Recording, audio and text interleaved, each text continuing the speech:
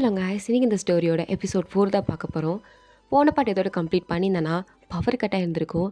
மீரா பயந்து போய் அர்ஜுனை போய் டைட்டாக ஹக் பண்ணியிருந்திருப்பா. அர்ஜுனும் ரிட்டன் ஹக் பண்ணிட்டு இருந்திருப்பான். பட் ஹார்ட் பீட் படப்படன்னு துடிச்சு இருந்திருக்கும். அதோட இந்த பாட்டை கம்ப்ளீட் பண்ணியிருந்தேன். So let's continue the part 4.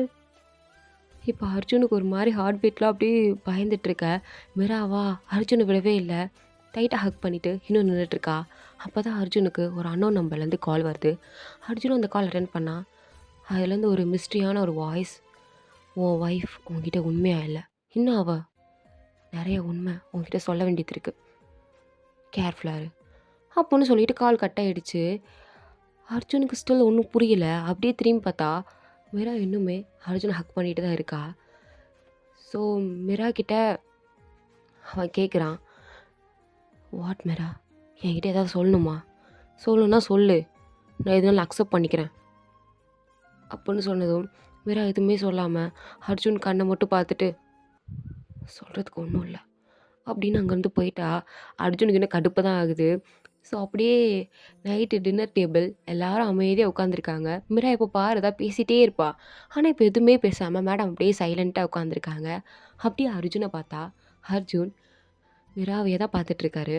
அதுவும் அவளை சைலண்ட்டாக பார்த்துட்ருக்காரு. எப்போ பார்த்தாலும் சரி, சாப்பிட்ற இடத்துல மீரா பேசிகிட்டு இருப்பா. அர்ஜுன் மீராவை தான் பார்ப்பாரு. இப்போ மீரா அமைதியாக இருக்கா. அர்ஜுன் மீராவே தான் பார்க்குறாரு. இதை அர்ஜுனோட கிராண்ட்மா பார்த்துட்டு, என்னாச்சு லவ் பேர்ட்ஸ், உங்கள் 2 பேருக்குள்ளே எதுவும் லவ் ஃபைட்டா என்ன அப்படின்னு கேட்கும்போது 2 பேரும் அட் அ டைமில் நோ அப்படின்னு கத்துறாங்க. எல்லோரும் சிரிச்சுட்டே, அப்போ சண்டை தான் அப்படின்னு சிரிச்சிட்டு இருக்காங்க. அப்போ 2 பேரும் பார்க்குறாங்க, மீராவும் அர்ஜுனும். அவங்க 2 பேரும் ஐஸும் பார்த்துட்டு, இப்போ நீ சொல்ல சொன்னாங்களா அப்படின்ற மாதிரி மீரா, அர்ஜுன் உன்கிட்ட கேட்டாங்களா அப்படின்ற மாதிரி 2 பேரும் ஒரு மாதிரி பார்த்துட்டே டின்னர் சாப்பிட்டு முடிச்சிட்டாங்க. டின்னர் சாப்பிட்டு எல்லோரும் தூங்க போயிட்டாங்க. மீராவும் ஒர்க்கை முடிச்சுட்டு மேலே டெரஸ்க்கு தான் போகிறா. அவளுக்கு ஒரு மாதிரி ரொம்ப எமோஷனலாக ஃபீல் ஆகுது. ரொம்ப ஹெவியாக இருக்குது. பிகாஸ் ப்ராப்ளம்துக்கு மேலே ப்ராப்ளம் அவளுக்கு வந்துட்டுருக்கு. இன்னொரு பக்கம் அந்த அன்னோன் மேனால் அவளுக்கு ப்ராப்ளம். அதை சமாளித்து வந்தா, அர்ஜுன் யார் என்னன்னு சொல்லு அப்படின்னு அவன் ஒரு பக்கம் டார்ச்சர் பண்ணுறானே, இப்படி 2 பேரும் சேர்ந்து நம்மளை கொல்றாங்களே அப்படின்ற ஒரு வேதனையில் அவன் மாடியிலன்னு அழுதுட்டு இருக்கும்போது திடீர்னு ஹெவியாக மழை பெய்ய ஆரம்பிச்சிச்சு. காற்று பயங்கரமாக அடிக்க ஆரம்பிச்சிருச்சு. ஐயோ அப்படின்னு நிலா அங்கேருந்து ஓடலான்னு பார்க்குறா. பட் கதவு கிட்ட ஒரு கம்பி மாதிரி ஒன்று இருந்திருக்கும். அதில் நிலாவோட சாரி பட்டுச்சு. அதை அவளால் எடுக்க வேற முடியல. ஏன்னா மழை பயங்கரமாக பெய்யுது, காற்று பயங்கரமாக அடிக்குது. ஸோ சாரி அவளால் அந்த சிக்கி இருக்கிறதுலேருந்து எடுக்க முடியல. பேசாமல் கிழிச்சிருமா அப்படின்னு யோசிச்சுட்டு இருக்கும்போது தான் அர்ஜுன் வரான். வந்து அந்த சாரி எடுத்து விட்றான். அவளும் அப்படியே அர்ஜுன் ஒரு மாதிரி ஃபீலிங்ஸோடு பார்க்கும்போது மலையில் இந்த மாடிப்படியில் லைட்டாக வலிக்கிடுச்சு போல். டப்புன்னு விழுக போகிறா. அர்ஜுன் தான் அப்படியே அவளோட ஹிப்பை சுற்றி பிடிச்சி கிட்ட இழுக்கிறான். அப்போ மீராவா, தேங்க்ஸ் அகெயின் அண்ட் அகெயின், நீங்கள் தான் வந்து என்னை பிடிக்கிறீங்க. பின்ன இப்படி எங்கேயாவது போய் கீழே விழுந்தா நீ எப்போ பார்த்தாலும் டேஞ்சராகவே இருக்க. டேஞ்சராகவே இருக்கனா? எங்கேயாவது விழுந்துட்டுருக்க, இல்லை எதில் ஒரு இதில் மாட்டிகிட்டு இருக்க. நான் என்ன பண்ணுறது, அது அப்படி நடக்குது அப்படின்ற மாதிரி அவள் பாவமாக சொல்கிறாளா. அதுக்கு அர்ஜுன் எதுவும் சொல்லாமல், உன் சாரி கிழிஞ்சிருச்சு. கிழிஞ்சிருச்சா? ஐயோ சரி ஓகே அப்படின்னு அங்கே 2 பேரும் ரூமுக்கு வந்துட்டாங்க. ரூமுக்கு வந்ததும் மீரா அப்படியே ட்ரெஸ்லாம் சேஞ்ச் பண்ணிவிட்டு தலையெல்லாம் துவட்டாமல் அவள் பாட்டுக்கு போயிட்டுருக்கா. அர்ஜுன் பார்த்துட்டு, ஏய் தலையை துவட்டு, கோல்டு பிடிச்சிக்க போகுது. இல்லை அதெல்லாம் பிடிக்காது, நான் டவலை கட்டிக்கிறேன், அதெல்லாம் ஒன்றும் இருக்காது. ஏய் என்ன பேசுகிற, கோல்டு பிடிச்சிச்சின்னா திருப்பி என்னால் உன்னை தூக்கிட்டு ஹாஸ்பிட்டலுக்குலாம் போயிட்டுருக்க முடியாது. ஓ இப்போ எனக்கு வந்து கோல்டு பிடிக்கிறது உங்களுக்கு பிரச்சனையா, இல்லை எனக்கு கோல்டு பிடிச்சா நான் ஹாஸ்பிட்டல் தூக்கிட்டு போக முடியாதுங்கிறது உங்களுக்கு பிரச்சனையா? நான் அவ்வளோ வெயிட்டாக இருக்கேன், எனக்கு நடக்க தெரியாதா? நீங்கள் தூக்கிட்டு தான் போகணுமா? யாருக்கு தெரியும், ரொம்ப உடம்பு சரியில்லாமல் படுத்து படுக்கை ஆயிடுச்சுன்னா நான் தானே அவனை தூக்கிட்டு போகணும். ஏன், ஏன்னா நான் ஹஸ்பண்ட் அப்படின்னு சொல்ல வராரு. அப்படியே அமைதியாக நான் அப்படின்னு சொல்லிட்டு இருக்கும்போது மீரா கேட்குறா, நீங்கள்? ஆம், நான் அவனோட கார்டியன் மாதிரில, இதுக்கு நீ ஹஸ்பண்ட்னே சொல்லியிருக்கலாம் அப்படின்ற மாதிரி தான் மீரா பார்த்துட்டு அவள் பாட்டுக்கு போயிட்டா. மீராவுக்கு வந்து இந்த மலையில் நினைஞ்சது வந்து ஒரு மாதிரி பசிச்சிருக்கும் போல். ஸோ அதனால் அவள் பாட்டுக்கு கிச்சனில் நூடுல்ஸ் செஞ்சுக்கிட்டு இருக்கா. சேம் டைம் அர்ஜுனுக்கும் லைட்டாக பசிச்சிருச்சு. நேரம் பசிக்குது, சரி கிச்சனுக்கு போய் ஒரு கிளாஸ் பால் குடிக்கலாம் அப்படின்னு தான் வந்திருப்பான். பட் இங்கே மீரா குக் பண்ணிட்டு இருக்கதை பார்த்ததும் மீரா மேடம், நைட்டு கான்ட்ராக்ட்ல இந்த மாரிலாம் போட்டிருக்கா என்ன? என்னென்ன போட்டிருக்கு? ஆ? அதான் கான்ட்ராக்ட்ல மிட் நைட்லாம் குக் பண்ணலான்னு போட்டிருக்கா என்ன? அப்புட்ன்னு கேட்கும்போது, மீரா அர்ஜுன பார்த்து சிரிக்கிறா. அர்ஜுனும் மீராவ பார்த்து சிரிக்கிறான். 2 பேரும் சிரிக்கிறாங்க. ஃபர்ஸ்ட் டைம் இவங்க 2 பேரும் ஒருத்தருக்கு ஒருத்தர் பார்த்து சிரிச்சிருக்காங்க. எப்பயுமே எமோஷனலா ஒரு மாரி பார்த்துப்பாங்க, பேசிப்பாங்க. பட் ஃபர்ஸ்ட் டைம் என்ஜாய் பண்ணி சிரிக்கிறாங்க. அர்ஜுனா, நான் சிரிச்சதே இல்ல. இவள பார்த்து சிரிக்கிறேனா? அர்ஜுன், உனக்கு என்னடா ஆச்சு? அப்படின்னு பார்த்துட்டு, ஆம், உங்களுக்கு பசிக்குதா? ஆமா, பசிக்குதுன்னு தான் கிச்சனுக்கு வருவாங்க. பட் நீ சாப்பிடு. நான் ஒரு கிளாஸ் பால் குடிச்சுக்கிறேன். பால் குடிக்க போறீங்களா? அதெல்லாம் என்னத்த பத்தும். நான் நூடுல்ஸ் குக் பண்ணியிருக்கேன். அதுவும் எக்கெல்லாம் போட்டு சூப்பரா இருக்கும் அப்படின்னு 2 பேரும் ஒரே பவுல்ல தான் சாப்பிட்டுட்டு இருக்காங்க. அர்ஜுன் சாப்பிட்டுட்டு, சீரியஸ்லி டேஸ்ட் சூப்பரா இருக்கு. உண்மையாவே வா? நல்லா இருக்கா? ஏன் சமையலா? யா, நல்லா இருக்கு. ஆனா நீ 5 நிமிஷத்துக்கு முன்னாடி தானே இத பண்ண ஆரம்பிச்ச. அவ்வளோ சீக்கிரமே இந்த ரெசிபிலாம் கத்துக்கிட்டு பண்ணிட்டியா? ஹலோ! ஆக்சுவலி எனக்கு இது ஒண்ணு தான் செய்ய தெரியும். பசிச்சா இது ஒண்ணு தான் செஞ்சு சாப்பிடுவேன். ஸோ அதான். ம். நல்லா தான் இருக்கு அப்படின்னு அர்ஜுன், மீரா 2 பேரும் சாப்பிட்டுட்டு இருக்கும்போது தான் அவங்களோட கை அப்படியே ஒருத்தருக்கு ஒருத்தர் டச் ஆகுது. அப்படியே மீரா ஒரு மாரி அர்ஜுன பார்க்க, 2 பேரும் ஒரு மாரி ஃபீலிங்ஸோட பார்த்துட்டு இருக்கும்போதே கரெக்ட்டா ஆன்டி வந்து, "இந்நேரம் லவ் பேர்ட்ஸ் இங்க என்ன பண்ணிட்டு இருக்கீங்க?" அப்படின்னு கேட்டதும் 2 பேரும், "ஆ ஒண்ணும் இல்ல. சாப்பிட வந்தோம்." "சாப்பிட வந்தீங்களா? சரி, சரி. சாப்பிட்டு போய் ரூமுக்கு போங்க." அப்படின்ட்டு போயிட்டாங்க. ஸோ மீராவும் அர்ஜுனும் அங்கேருந்து ரூமுக்கு கிளம்பி போயிட்டாங்க.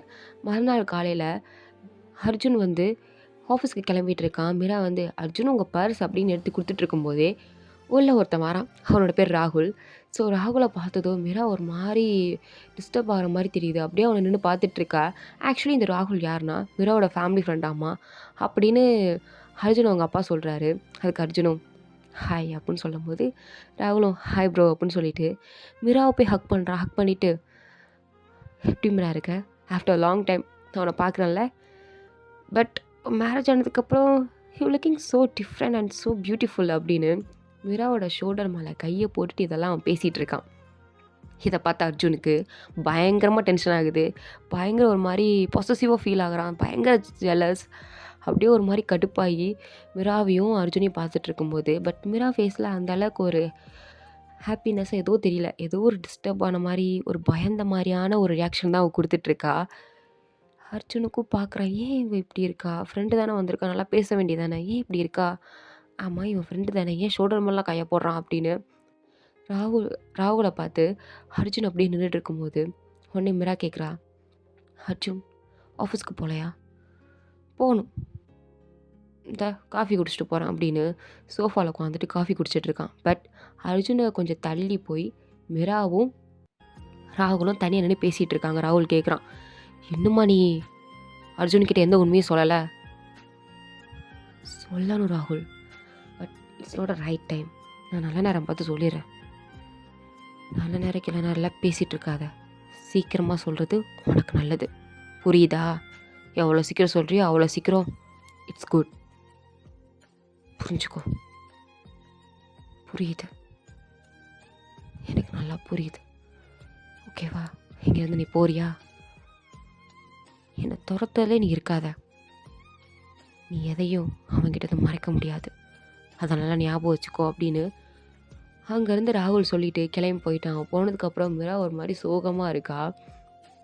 காஃபி கொடுத்துட்டு இருந்த அர்ஜுன் வந்து குடிச்சிட்டு மிரா கிட்ட போய் பேசலாம்னு நினைக்கிறான். பட் அவங்க அப்பா ஆஃபீஸ் வரலையா அப்படின்னு கேட்டுட்டாரு. சரி வந்து பார்த்துக்கலாம் அப்படின்னு அவனும் ஆஃபீஸ் கிளம்பி போயிட்டான்.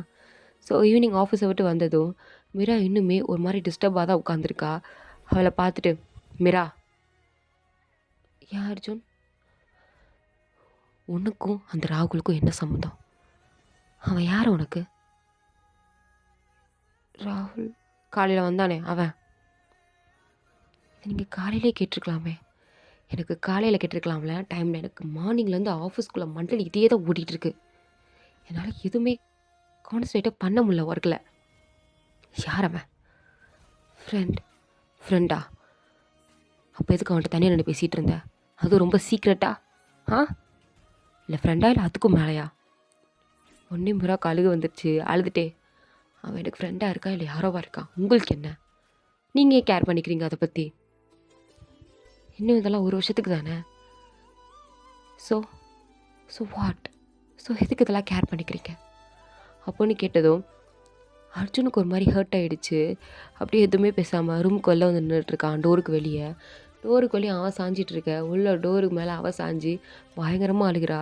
அவளை அழுகிற சத்தம் அர்ஜுனுக்கு கேட்குது. இவ ஏன் அழுகிறா, ஏன் நம்மக்கிட்ட எதுவும் சொல்ல மாட்டேங்கிறா அப்படின்னு அர்ஜுனுக்கு ஃபீல் ஆகுது. சேம் டைம் அர்ஜுன் வந்து லைட்டாக ரியலைஸ் பண்ணுறாரு, நம்ம இவன் மேலே லவ்வில் கொஞ்சம் கொஞ்சமாக ஃபாலிங் ஆகிட்டுருக்கோம் அப்படிங்கிறது அர்ஜுனுக்கு நல்லா புரியுது. மிரா மேலே சில ஃபீலிங்ஸ் அவரையே அறியாமல் அவரும் கண்ட்ரோல் பண்ணி பார்த்துருந்துருப்பார். பட் அதையும் தாண்டி அவருக்கு கொஞ்சம் கொஞ்சமாக பட்டர்ஃப்ளை ஃபீலிங்ஸ்லாம் வருது அப்படிங்கிறத அர்ஜுனால் நல்லாவே புரிஞ்சுக்க முடியுது. அது மட்டும் இல்லாமல் இன்றைக்கி ஆஃபீஸ் ஃபுல்லாக ரொம்ப கோவமாக, ரொம்ப மூட் அப்செட்டாக, ரொம்ப ஜெலஸியாக ஃபீல் பண்ணியிருந்திருப்பார். அது ஏனே தெரியாது. கண்ணம் முன்னாலே ராகுல் மிரா மேலே ஷோல்டர் மேலே கை போட்டு தான் அவருக்கு ஞாபகம் வந்துகிட்டே இருந்தது. ஸோ அதை அப்படியே யோசிச்சுட்டே அப்படியே ரெஸ்ட் ரூம் போகிறாரு. ஷவரில் நின்றுட்டே, மிரா மிரா நீ என்ன பண்ணுற, இது வரைக்கும் நான் இந்த மாதிரி ஃபீல் பண்ணதே இல்லை, ஏன் என்னை இப்படி படுத்துற அப்படின்னு ஷவரில் நின்று மனசு இங்கே யோசிச்சுட்ருக்க. மிராக்கு சேம் டைம் ஒரு பார்சல் வருது. மிராவை அதை ரிசீவ் பண்ணி பார்த்தா உடஞ்சி போன பாட்டில் அண்ட் மிராவும் அந்த பர்சன் இருக்க மாதிரி ஃபோட்டோஸ், மெசேஜ் பிரிண்டான லெட்டர்ஸ் இதெல்லாம் இருக்குது. இதை பார்த்து அப்படியே ஷாக் ஆகிட்டு இருக்கும்போது அர்ஜுன் பின்னாடி வந்து, மிரா என்னது கையில் வச்சுருக்க, காமி அப்படின்னு கேட்குறாரு. மிரா அப்படியே ஷாக் ஆகி போய் நிற்கிறா. ஸோ இதோட இந்த பாட்டு வந்து கம்ப்ளீட் ஆகுது. தேங்க்ஸ் ஃபார் வாட்சிங் மை வீடியோ. இந்த வீடியோ பிடிச்சிருந்தா லைக் பண்ணுங்கள், ப்ளீஸ் மறந்துடாமல் சப்ஸ்கிரைப் பண்ணுங்கள்.